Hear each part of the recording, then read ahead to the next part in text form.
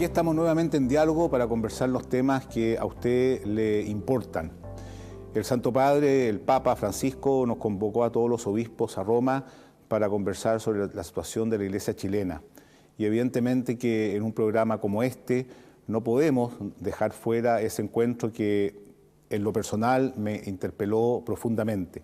Y para conversar sobre aquello, la crisis de la Iglesia, los abusos que han habido, la actitud que tuvo el Papa, hemos invitado a Cristian Valdebenito, conocido periodista de la radio Bio Vivo, y Alfredo García, decano y profesor de la Universidad Católica de la Santísima Concepción. Por lo tanto, podemos comenzar esta conversación con Alfredo. Monseñor, bueno, muy buenas noches, muchas gracias por la invitación y me parece una interesante instancia para dialogar sobre este tema. Bueno, ya se cumplen 2 semanas desde la visita que realizaron los obispos chilenos a Roma, y ya en perspectiva, aun cuando el tiempo todavía es escaso, pero han pasado 2 semanas, ¿cuál es la reflexión que hace usted en lo personal respecto a lo que les dijo el Papa en Roma a los obispos? Bueno, la verdad que a medida que pasa el tiempo me voy convenciendo más de lo duro que fue el Papa. El Papa es suave en el modo, pero duro en la forma. Y duelen varias cosas.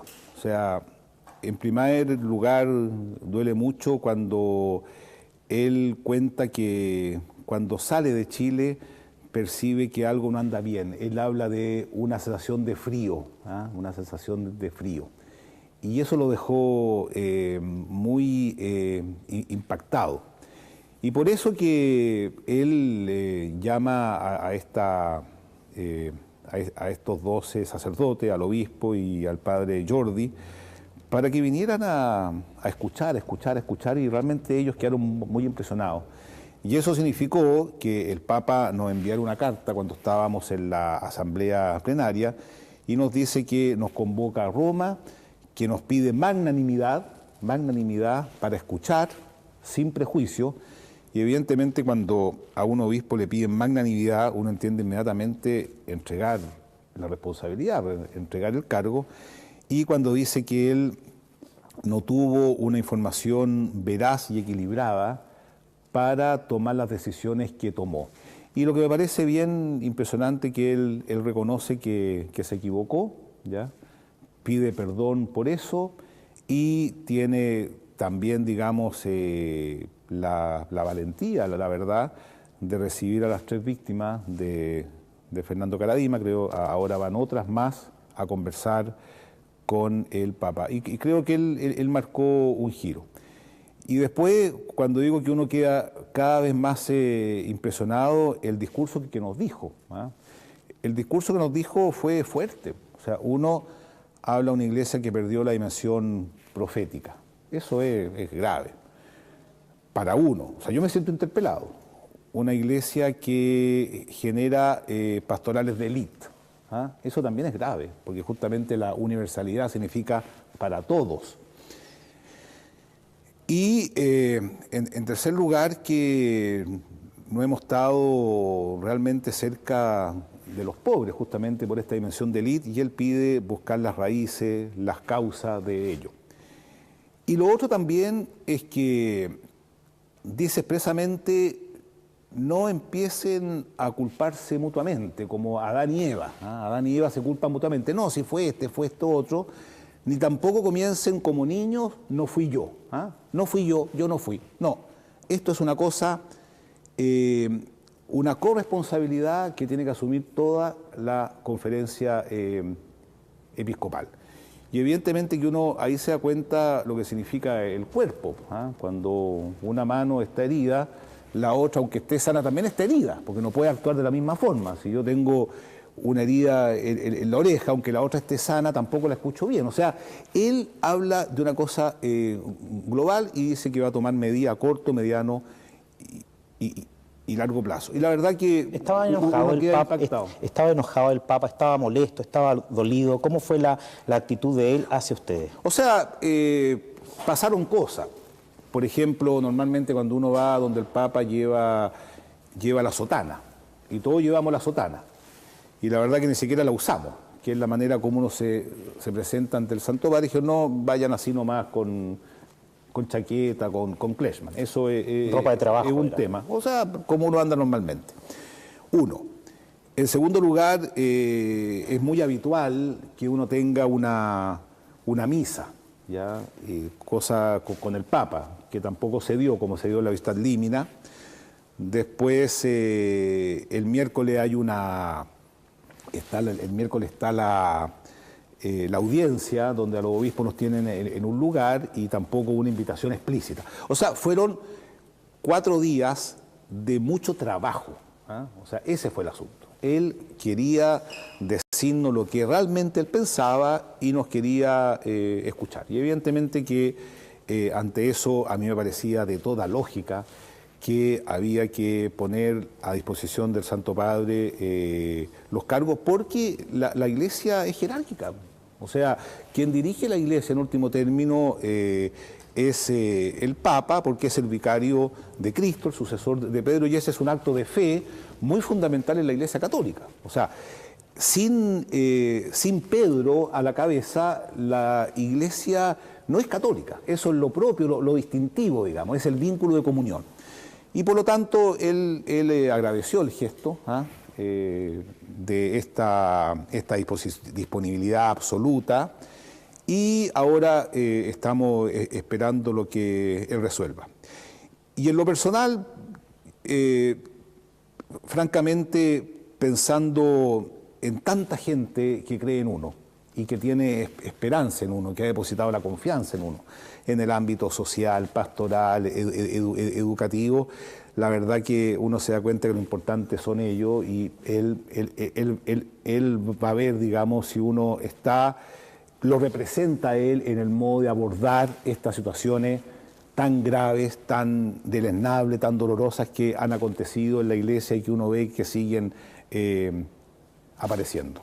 Bueno, qué importante que se den justamente estos espacios para poder conversar, porque más allá del momento que está pasando la Iglesia, es importante también sacar lecciones de esto. Absolutamente. Y sacar lecciones dentro de lo que, por el tiempo que ha pasado la Iglesia Católica, tiene que ver también con quizá cambiar determinadas formas de ver, de acercarse, por ejemplo, a temas de denuncias por abuso sexual. Así es. En ese sentido, arzobispo, es importante que se conozca toda la verdad, todo lo que se sabe. Claro. Y nos gustaría saber, básicamente, si hay denuncias acá en Concepción. ¿Qué se sabe respecto a eso? ¿Cómo se manejaron si es que hubo personas que llegaron efectivamente a plantear que había una situación que podía acercarse y tener estas características? A ver, bueno, en primer lugar, quisiera contarte que, voy a responderte tu pregunta, por cierto, pero en primer lugar quisiera contarte cuando llega una persona a hacer una denuncia, sea la que sea, a mí me duele todo. O sea, me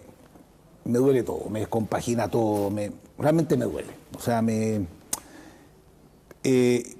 pero entiendo que tenemos que asumirlo, ¿ah? Nosotros tenemos una oficina donde hay una persona, la señora Edith Márquez, que recibe denuncias que pueden ser muy variadas, desde una persona que no fue bien acogida cuando llegó a un funeral, o respecto a uno mismo, que de repente llega una confirmación y estaba enojado. Bueno, porque los seres humanos somos así. Y en Concepción han habido casos bien complejos hace muchos años atrás, digamos, que han salido a la luz pública. Bueno, eso de sacerdotes ya están fuera, digamos, del estado clerical. Esas son historias que siguen sangrando. El Papa habla que sigue sangrando la herida. Bueno, en lo que a mí respecta, en lo personal, yo quisiera decir que he recibido denuncias muy graves, muy complicadas, que no son constitutivas de delito, ¿ya? En el sentido de que, por ejemplo, si un marido engaña a su señora, eso es gravísimo desde el punto de vista moral, no sé si me explico, pero no constituye un delito. Pero para un sacerdote que haga lo que se denuncia es gravísimo, ¿ya? Y yo lo que he hecho, acogido a esas personas, me he dolido, les he encontrado razón, ¿ya? Y obviamente En estos casos, digamos, los he separado, les he quitado todo encargo pastoral y han presentado la renuncia. Y eso ha sido bastante rápido cuando yo llegaba a la certeza y a la convicción de que ha habido algún tipo de abuso. ¿Cuántos casos caen en esa categoría de lo que ha visto usted? 3 más o menos, 3, yo diría sí. Hay otros sacerdotes, 3 diría yo. Hay otros sacerdotes que han dejado el ministerio libremente. Yo creo que toda esta situación que se ha vivido en estos últimos años, hay unos 4 o 5 sacerdotes que después de haberlo pensado, de haberlo meditado mucho, haberse acompañado, se dan cuenta que esta no era su vocación, y cosa que a mí me parece bien. O sea, puede pasar que alguien en el seminario no tuvo, digamos, el reconocimiento, digamos, eso. Pero yo lo puedo decir con mucha libertad, estando yo en Concepción, he actuado muy rápido.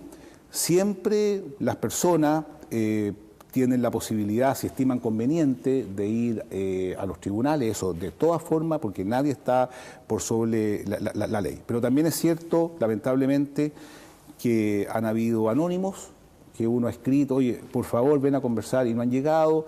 Pueden ser cierto, no, quizá el día de mañana lo hagan, estamos abiertos. Y también ha habido calumnia, y eso ha sido muy triste, y yo en eso he sido muy implacable también, porque aquí se trata de la verdad y de la justicia, yo lo creo firmemente, y también una justicia a la cantidad impresionante de sacerdotes que, perdón la expresión, estamos en confianza, ¿no? O sea, sacerdotes que se sacan la mugre trabajando, o sea, la mugre. Están lejos, están solos, con muchas dificultades. A la gran mayoría se le cayeron los templos después del terremoto. Y no es que el Estado haya colaborado, ni la misma. Ellos mismos con la comunidad, lugares pobres, son lugares donde hay confianza, etc.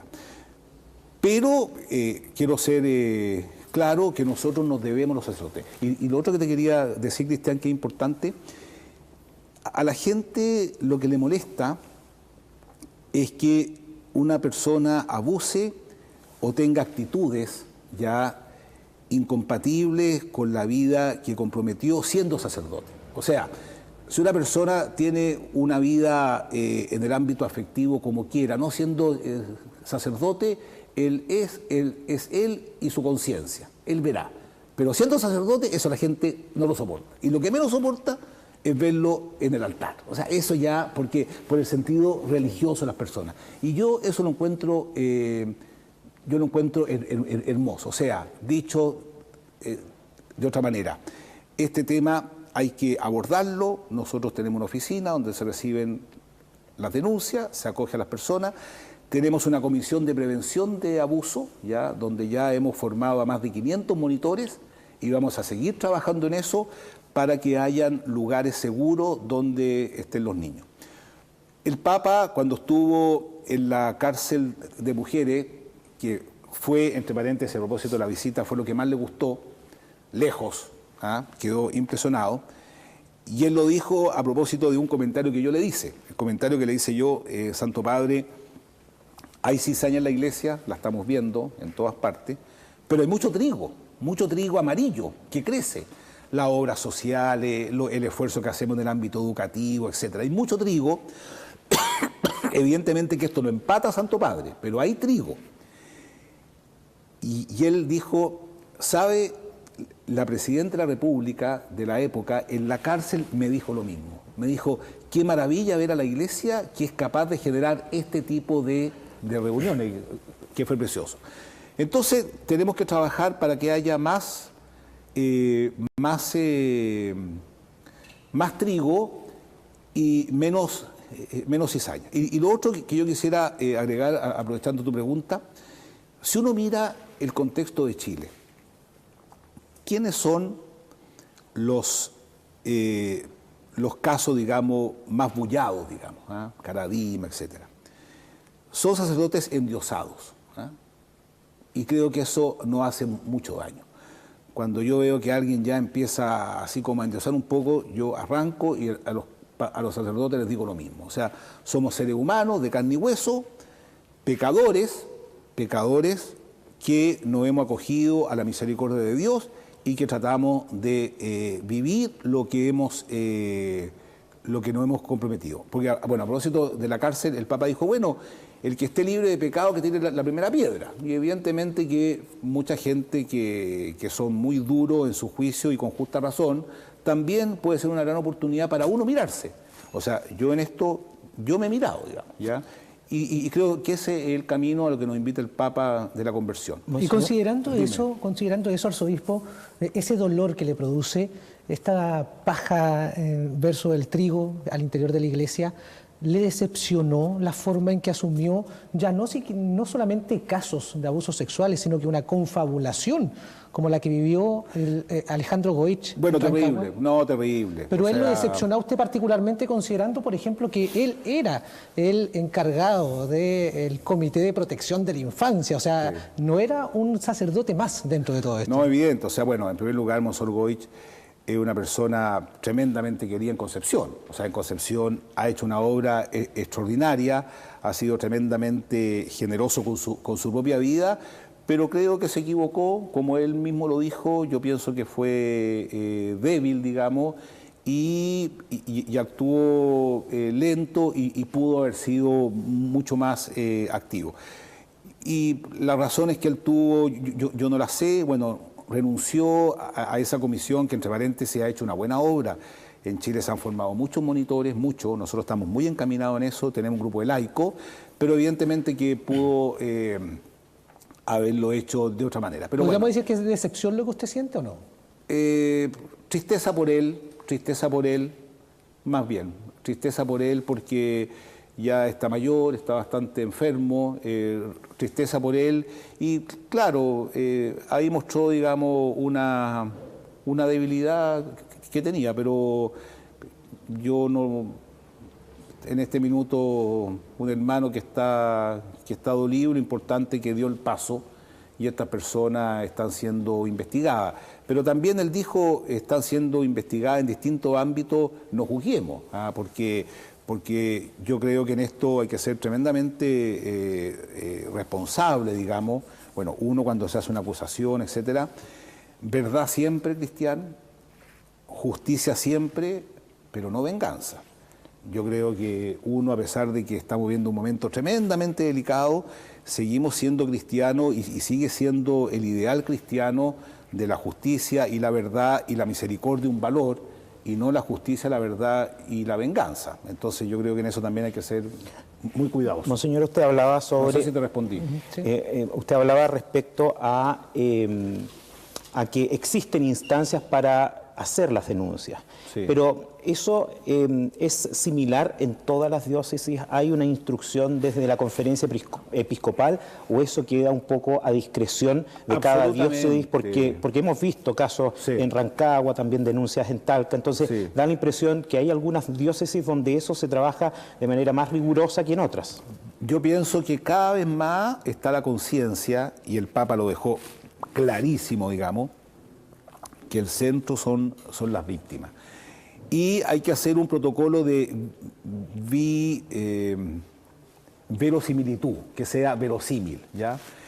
De hecho, cuando personas han conversado conmigo, me han ubicado de manera muy confidencial, muy privada, porque además una persona que sufre algún tipo de vejamen de cualquier tipo, o sea, bullying, el que sea, ¿no? Bullying, autoridad malvenida en el ámbito sexual, qué sé yo, tiene un dolor adentro que no es fácil hablarlo. De hecho, hay personas que después de 20, 30, 40 años logran contar una experiencia traumática. Entonces en eso hay que ser tremendamente responsable y cuidadoso.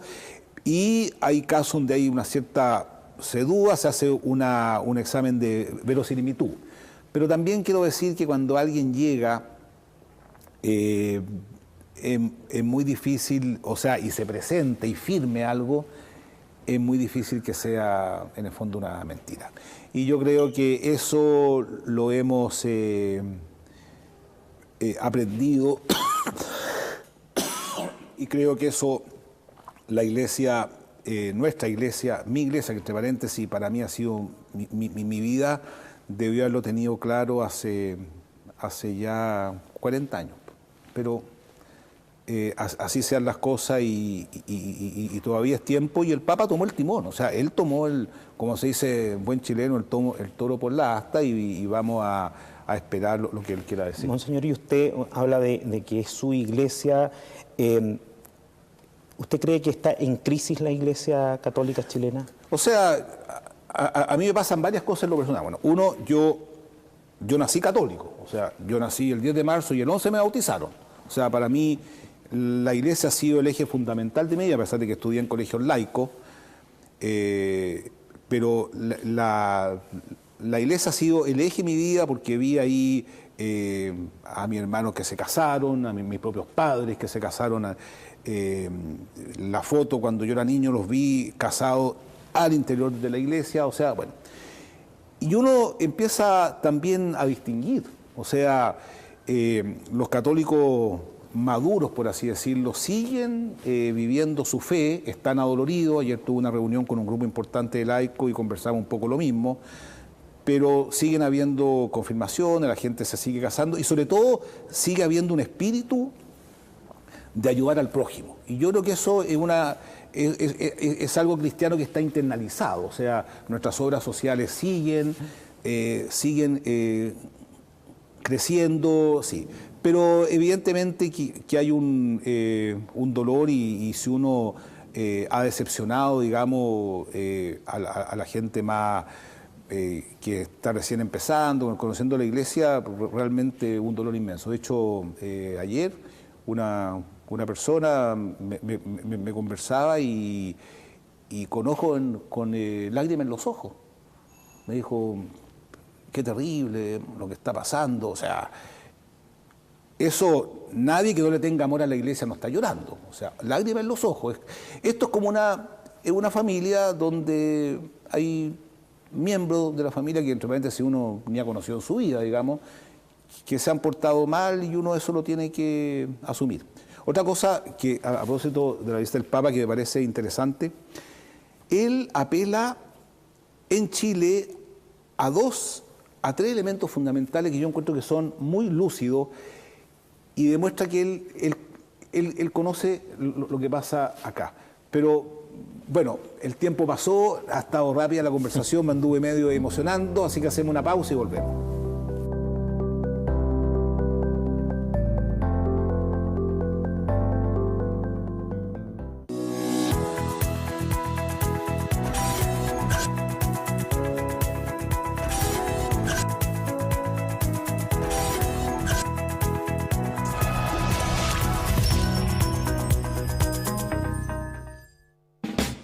Decomóvel, en Ongolmo 1524. Artículos de decoración y muebles para el hogar, departamento u oficina. Ven a visitarnos y a conocer todo lo nuevo para este 2018. No te pierdas las ofertas y promociones especiales que tenemos para ti en nuestro showroom, ubicado en Ongolmo 1524, Concepción. Además, ven y cotiza tu proyecto de cocina. Te esperamos. Decomóvel, decoración y muebles con estilo. www.decomóvil.cl.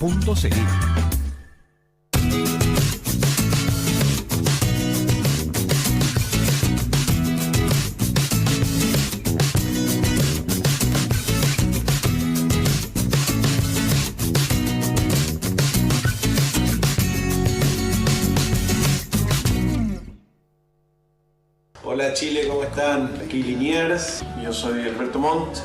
Queríamos invitarlos porque vamos a hacer la gira de los ilustres en Chile. Stand-up ilustrado. Sí. Un poquito de música quizás. Exactamente. Bien te dice. El día 14 de junio vamos a ir a Concepción. Así que los invitamos. Va a ser un espectáculo de música y folclore. Folclore musical. Y si es que Liniers encuentra lo que perdió dentro de la guitarra, vamos a poder llegar con todo.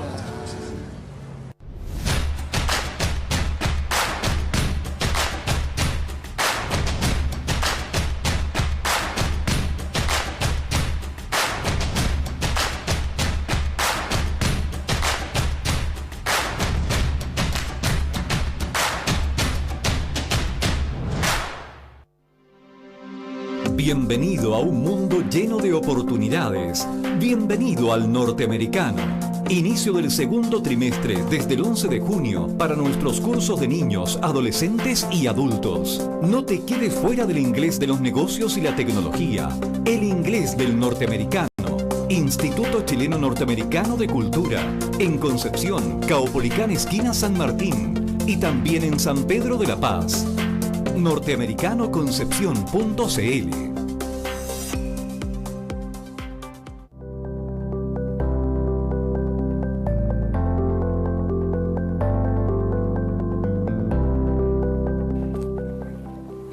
Aquí estamos en diálogo. Este es un programa hiper especial, porque yo, que jamás he estudiado ni un minuto periodismo, me encuentro frente a dos periodistas conversando sobre un tema que realmente me toca en el corazón. Volviendo a la vida de la iglesia, al trigo él dijo que nosotros teníamos dos riquezas fundamentales. Una, la religiosidad popular, y eso uno lo ve. O sea, uno va a Yumbel, miles de personas, cientos de miles de personas van con fe, llevan a los hijos, se sacrifican. La misma está el Papa en Temuco, la gente llegó a las 2, 3 de la mañana, un sacrificio impresionante. La religiosidad que está en el corazón de las personas. Y lo otro, el anhelo que tiene todo persona que se le bautiza a su hijo y se le entierre a su difunto. Y eso también es verdad. O sea, nosotros conversamos mucho con los sacerdotes, en las reuniones, no hay nada más alentador que ser visitado por un sacerdote, una religiosa, cuando alguien está enfermo, cuando muere alguien, cuando ya nada más que decir en el mundo, digamos, está el sacramento. Y por eso que a mí me gusta mucho esta imagen de San Pablo. Llevamos el tesoro, un tesoro en vasija de barro, eso es verdad.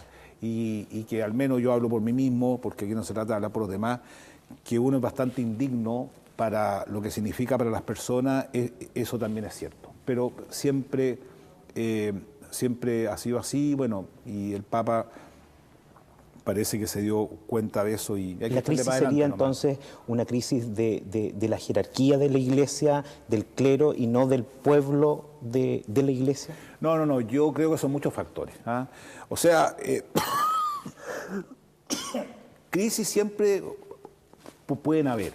Yo creo que lo que pasó, en mi opinión, fue que algunas personas equivocadamente nos endiosaron. Por eso que yo le digo en las reuniones, digo, mira, yo no soy el jefe, pero tampoco soy el empleado. Yo soy un hermano que tengo un don, una característica, ¿ya?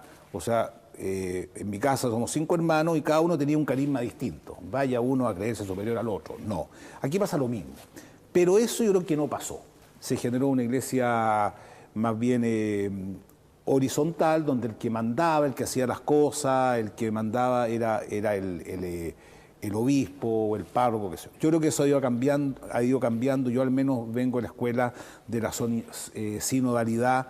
Tenemos consejo económico, tenemos consejos pastorales, tenemos muchas reuniones para conversar, o sea, y nadie va a tomar una decisión por sí mismo, solo, etc. Eso no va a pasar. Y lo otro que pasó, que Chile cambió mucho. O sea, Chile es un país que cambió mucho, en mucho tiempo, y empezaron a hacernos preguntas, ¿ya? Y el problema es que nosotros, como dice Benedetti, teníamos las respuestas listas y nos cambiaron las preguntas. Entonces empezamos a responder lo mismo y nos quedamos solos.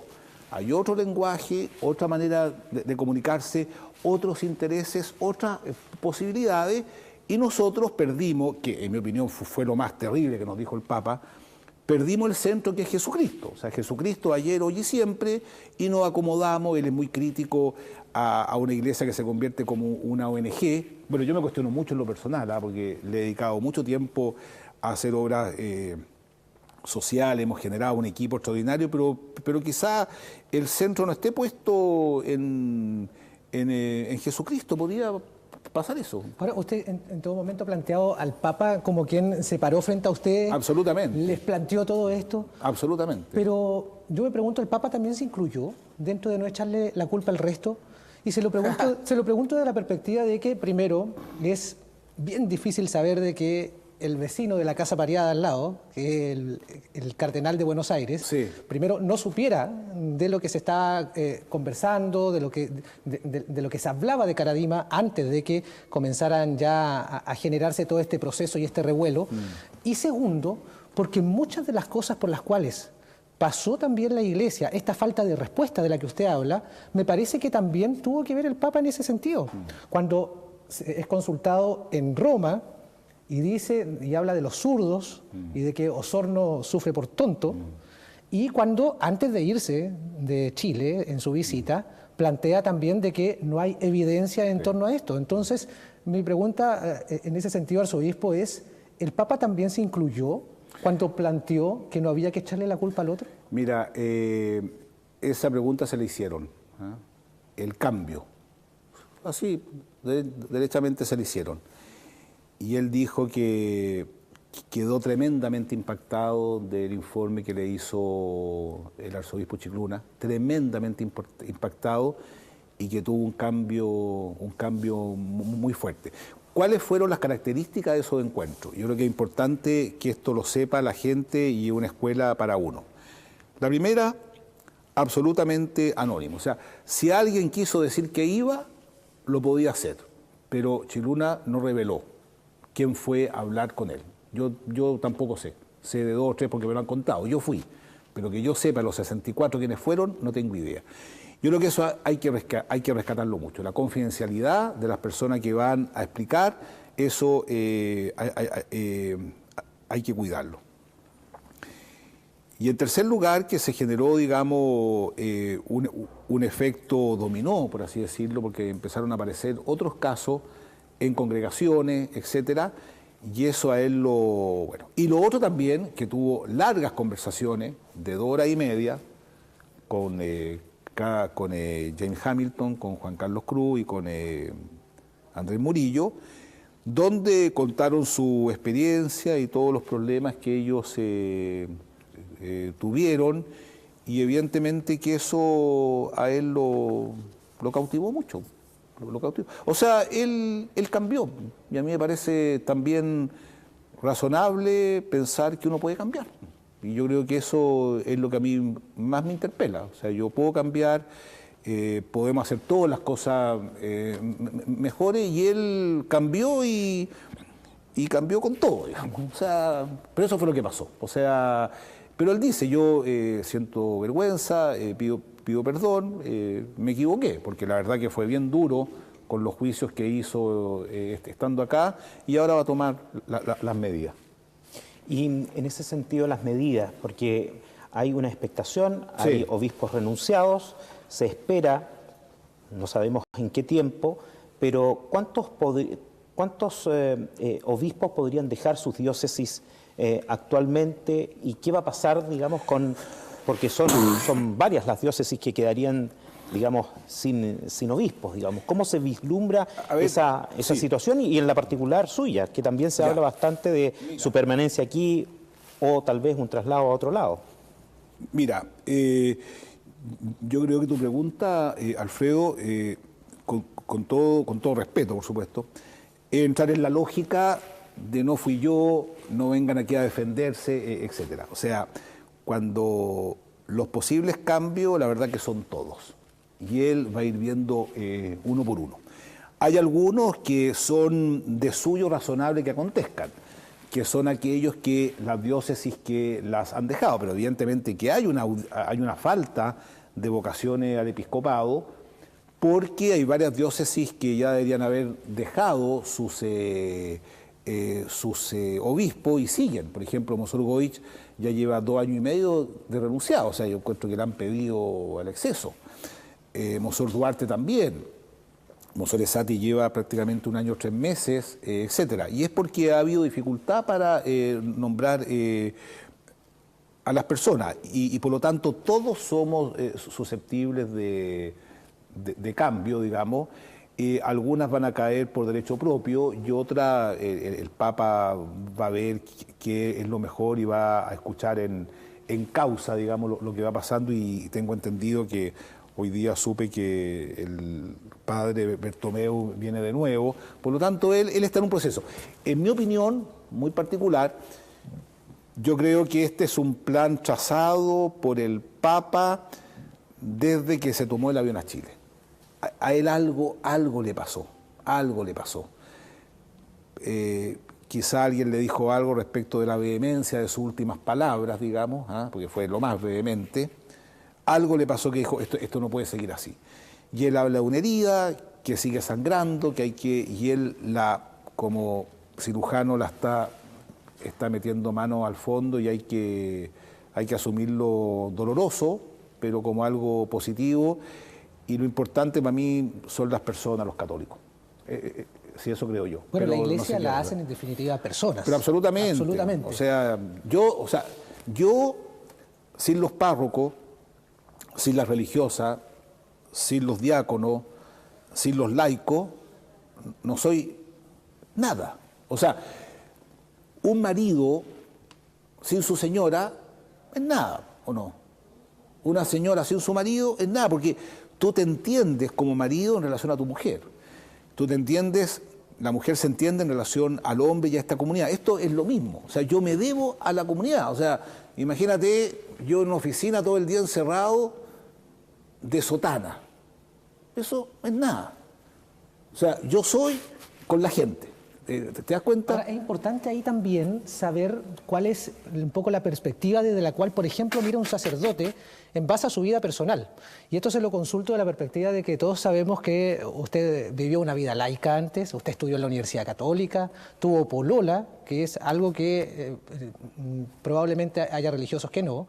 En ese sentido, ¿siente usted que eso le da una perspectiva distinta, una forma de poder presentarse frente a su comunidad católica también de una forma distinta a la hora de recibir la forma en que ellos ven a la vida? O sea, mira, en mi caso personal, yo siempre tuve una inquietud respecto de qué hacer de mi vida. O sea, para mí no es dado vivir, no es dado. Siempre tuve una inquietud. Y todos mis hermanos son casados, y evidentemente mi camino era también el matrimonio. Yo estudié ingeniería civil, estaba trabajando, pero siempre había en mí un dejo de que yo sentía que Dios quería otra cosa para mí. Y fue ese proceso que me llevó. Lo que sí, yo creo que tengo una gran sensibilidad para entender a las personas que tienen mucho que trabajar y sufren mucho para sacar adelante a su familia. O sea, si yo siento que yo no estoy sufriendo, en el sentido no masoquista de la palabra, sino que en el sentido literal de la palabra, que me estoy sacando la mugre por lo que yo creo, como lo hace un papá para llevar el alimento a su hijo, como lo hace su mamá, que oye, la mamá, el niñito está enfermo, se queda toda la noche, después va a trabajar, etcétera. Si yo siento eso, creo que mi vocación ha ido perdiendo sentido. Y creo que eso también nos puede pasar. ¿Y siente que eso se lo ha dado la vida laica que tuvo antes también? No, yo creo que un gran sentido de responsabilidad. No, yo asumo, digamos, yo amo entrañablemente mi sacerdocio, amo entrañablemente la iglesia, he conocido gente extraordinaria, bueno, partiendo por Teresa de Calcuta, el Padre Hurtado, tanta gente, y laicos aquí, si un día vamos a dar una vuelta a los comedores en las poblaciones más humildes, comedores donde va la gente a almorzar, a comer. En el invierno tenemos los albergues, los esfuerzos que hacen las personas, y la verdad que uno no hace nada. Si esa es la verdad, uno dice, aquí está el Espíritu de Dios. Y tanta gente que sacrifica sus bienes. Yo les digo, nosotros hemos reconstruido muchos templos. Yo me siento orgulloso de eso. Yo llegué el 28 de mayo acá del 2011, o sea, después de un año después del terremoto, imagínate. Y la verdad, quien ha construido los templos han sido las personas, las propias personas. Y eso es una maravilla. Los párrocos abnegados, cómo han sacado adelante sus comunidades. Pero claro, evidentemente esos árboles no van a verse, pero son los reales. Y de hecho, yo en lo personal, donde estoy más contento es en las comunidades. De hecho, ahora voy a una y así me lo paso. Mañana voy a dos. Pero eso son cosas bien, bien personales, Eso pero es trato de ser interesante, empático. Eso es interesante porque la iglesia en definitiva la conforman sacerdotes y la conforma también la comunidad. Todos. O sea, acá todos aportan dentro de esta situación. Y en vista de eso, ¿no siente usted de que elementos que hoy día se le exigen a los sacerdotes, como puede ser el celibato, no debieran ya, no estamos en un momento de la historia en que esto ya debiera ser voluntario, que se viva como un elemento interior, porque ya los elementos que llevaron al celibato, que apuntaba esencialmente a temas de propiedad, hoy día, en el mundo de hoy, eso ya está más o menos normado y reglado, digamos. A ver, mira, el celibato es una regla eclesiástica, eso es verdad, que se instaura más o menos en el siglo IV, y sigue presente en la Iglesia Católica de rito latino, no así en la Iglesia Católica de rito oriental. Pero no es que la Iglesia Católica de rito oriental ordene hombres casados, sino que la persona antes de recibir la orden decide, digamos, si va a ser célibe o no. De hecho, con la fractura de la Iglesia anglicana, muchos pastores, sacerdotes anglicanos querían volver a la Iglesia Católica, y de hecho volvieron muchos.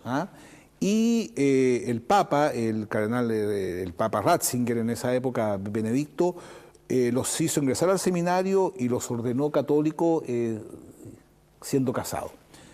Pero esa no es la solución, porque la verdad que también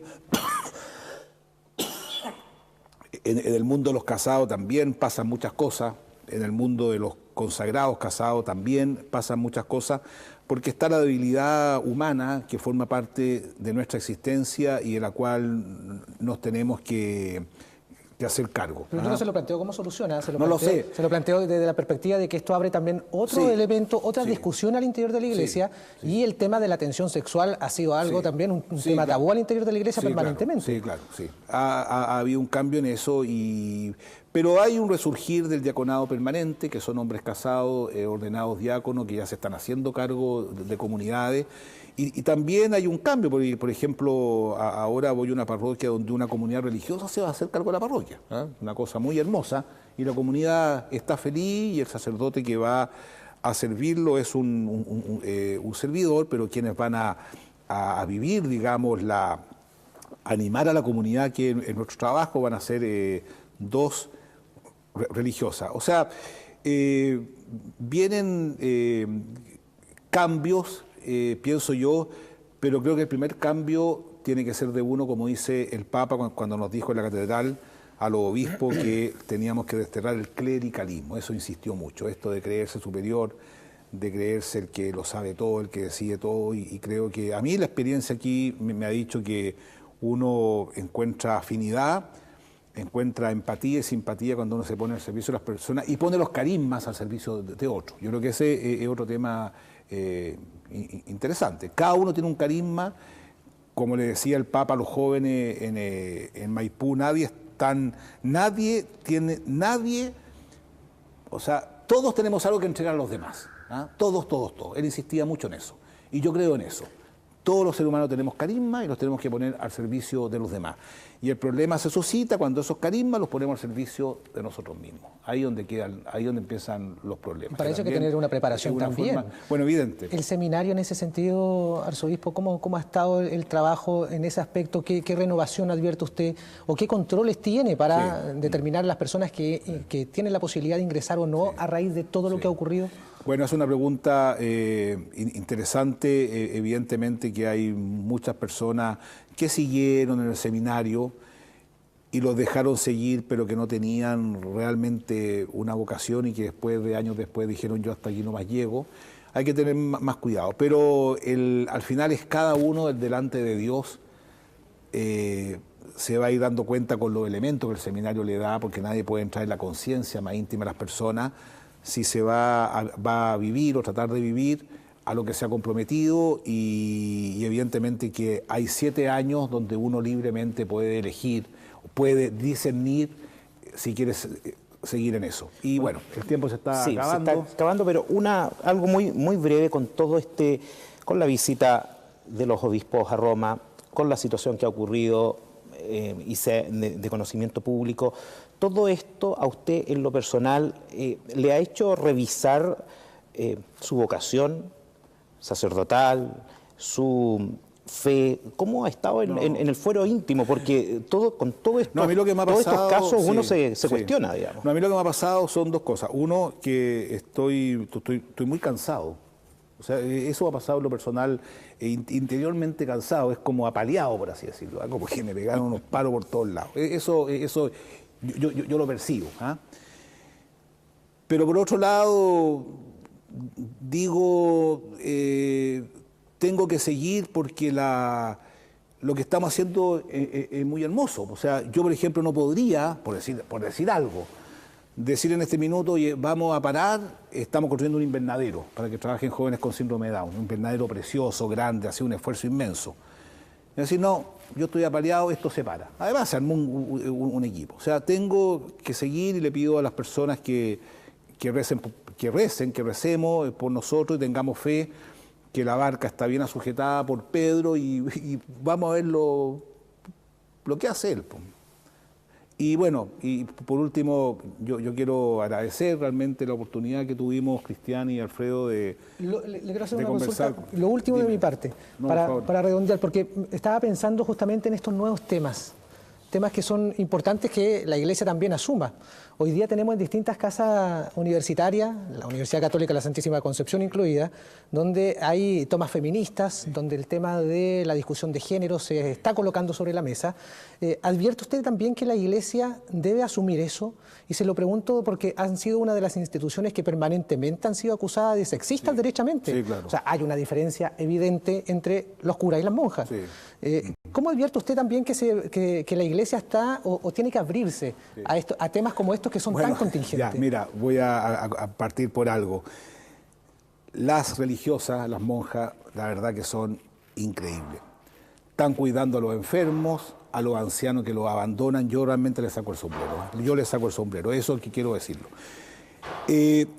Evidentemente que Chile es un país machista, eso yo lo he dicho siempre, y de hecho me siento bastante orgulloso, digamos, que cuando yo llegué a la universidad, yo soy gran canciller y tengo la potestad de nombrar a los rectores y a los vicerrectores, había solamente la secretaria general era mujer y los demás eran todos hombres. Ya tenemos 2 mujeres de vicerrectora, esas nombradas por mí, y son muy capaces, o sea, fueron nombradas en virtud de su capacidad. Después, cuando llegué había una decana, hoy día hay 3, 4 si no me equivoco. Y eso también demuestra, digamos, que lo importante es reconocer, porque es verdad, y lo digo yo, que tengo hermanas mujeres, que son un gran aporte, que tienen una gran inteligencia y cualquier injusta discriminación respecto de ellas está muy mal. Por ejemplo, a mí me duele mucho, pero me duele en el alma, que hay empresas que no contratan a mujeres en edad fértil. Eso me parece una brutalidad, ¿ya? Cuando la sociedad debe estar al servicio de la mujer, de la familia, de los hijos. Y la historia ha ido dando su fruto. Por ejemplo, en la Universidad Católica, la primera mujer que estudió medicina el año 63, creo, 60, hoy día hay más mujeres en medicina en la Católica de Chile que hombres, y por supuesto les va mucho mejor. Pero eso es cierto. De hecho, mi hermana dio una entrevista en La Segunda, y ella dijo, a mí derechamente en medicina, en la Universidad de Chile, me decía, ya doctorcita, ¿cuándo se va? Qué sé yo, o sea, lo dice públicamente. Y dijo, yo en la clínica donde trabajo, me han discriminado por ser mujer. O sea, eso es verdad. Yo, por la formación que tengo, etcétera, no siento que sea eso. Y respecto a la universidad... ¿Y la Iglesia? Es que lo que pasa es que ahí hay un tema teológico que tiene que ver con el deseo último, íntimo de Jesús, de que llamó a 12 apóstoles. Entonces, ahí estamos entrampados, pero eso no quita la misión de la mujer en la iglesia. Yo te digo, yo al menos trabajamos con muchas mujeres, la encargada de la pastoral social en Concepción es una mujer, la encargada de los colegios, la directora ejecutiva era un hombre sacerdote, ahora es una mujer. el albergue móvil, o sea, tenemos muchas cosas y yo al menos viendo la experiencia de mi familia, o sea, yo logro hacer mejor que uno, o sea, eso es así. Y respecto a la universidad, yo lo único que digo, el diálogo, el diálogo, el diálogo. Nadie tiene 100% la razón y nadie está 100% equivocado. Tenemos que, el rector que tiene la responsabilidad de llevar la universidad adelante con su equipo, con el Consejo Superior, que es muy relevante, tienen que dialogar, dialogar y dialogar. Y el horizonte de nuestra universidad es la búsqueda de la verdad, la búsqueda de la excelencia y una especial preocupación por los más pobres. Y yo creo que en ese contexto espero que lo antes posible vuelva a la universidad a seguir su camino. Me parece que se comete una injusticia respecto de los miles de alumnos, sobre todo los que viven fuera de Concepción, que están en este minuto pagando sus pensiones, están perdiendo clases, significa que van a tener que estar un mes más, 2 meses más. Creo que hay que pensar en el bien común y a mí me consta que la universidad tiene todo el espíritu de dialogar y creo que eso le haría muy bien a la democracia y que así se resuelven los conflictos, que entre paréntesis existieron en la vida, existen y van a existir mientras el hombre sea hombre. De hecho, Adán y Eva, los 2 primeros seres humanos, tienen hartos conflictos, Adán y Caín y Abel también, y eso va a seguir por los siglos de los siglos, pero en la medida que dialogamos, que somos empáticos y flexibles, vamos a salir adelante. Bueno, muchas gracias por este tiempo y agradecer, Cristian y Alfredo, la oportunidad que tuvimos de conversar.